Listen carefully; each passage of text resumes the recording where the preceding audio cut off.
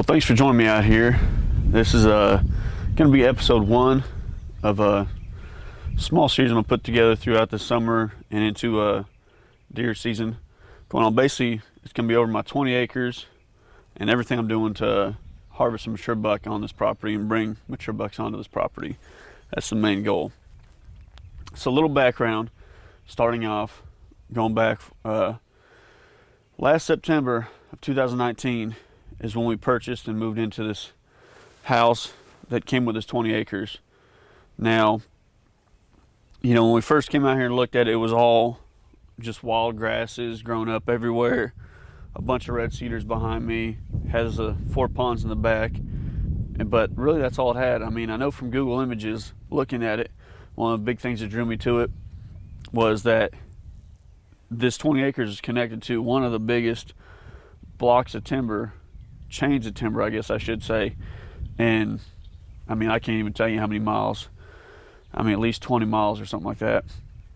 But it's in a huge block of timber connecting with all, you know, on all these neighbors' properties and stretching for quite some ways. But so I knew with that and having 20 acres, which isn't a whole lot, but it's not going to be my primary hunting spot, which means I'll be able to, you know, not put too much pressure on it and hunt this place when the time is right, which will be a big thing.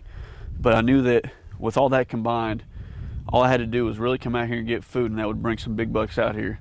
Now, we did get some pretty good bucks on camera throughout this past season. We didn't hunt, I think, any this last year. We just kind of let the deer do their own thing and just wanted to keep cameras out and kind of learn how they were already naturally moving through the property and see what kind of deer we did have coming on and off the property, which is exactly what they did. They came on and went right off the property because there's no food to really keep them on here. We have some bedding areas in the red cedars, and besides the ponds, there's really not a whole lot of traction out here for them. So going forward now, what I've done is I picked out 3 locations for food plots. I'm going to be planting clover, beans, winter rye, and turnips. That's going to be the main 4 I have out here. And then, of course, I'm going to be putting plot screens around almost the entire, the entire plot. Now, once I figured out where I wanted to put these food plots at, I came out and I disced circles around every food plot to kind of get an idea, rough estimate of how big I was going to make them and how big I could get them, and then also to make fire breaks. So we came back out and we burnt all the food plots. Once the wind was right and the temperature and humidity was right, we came out and burnt it all.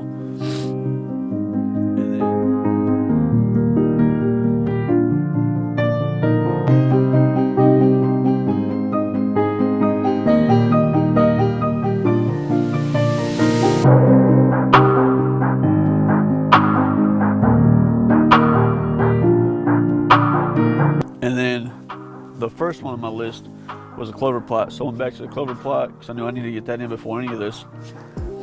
And I sprayed it with glyphosate. And I let it sit for about a week and a half, 2 weeks. Then I went out and I started disking it. I got it all disked up. Well, I guess I'll take a step back. Before that, we had a few hedge trees on there, on the property, on the clover plots. And with clover, they need a lot of moisture. I learned this, you know, even myself this year. So you don't want any trees or anything like that in the clover plot or really that close to the clover plot. So otherwise the trees are gonna sap up the moisture. So we went ahead and we had to cut down those hedge trees.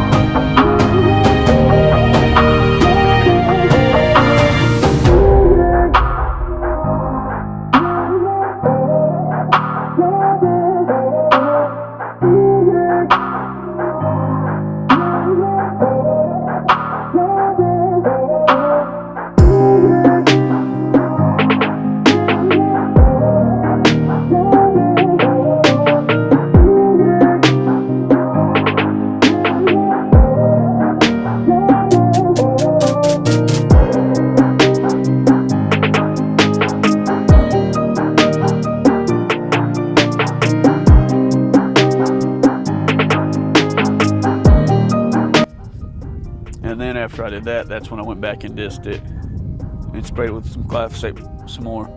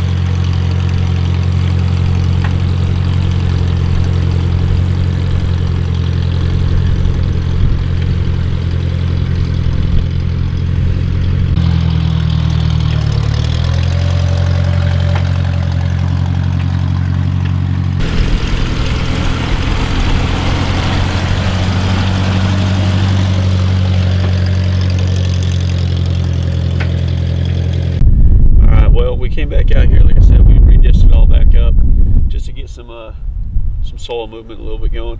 And like I said, since we didn't have a cultipacker, what we came up with instead was basically I just went and did a ton of laps with the tractor, as you can kind of maybe see. And with doing that, it really pressed all the loose soil down. So now we got a pretty solid bed to put this seed on. So that's all we got left to do is go ahead and spread some seed and hope it rains.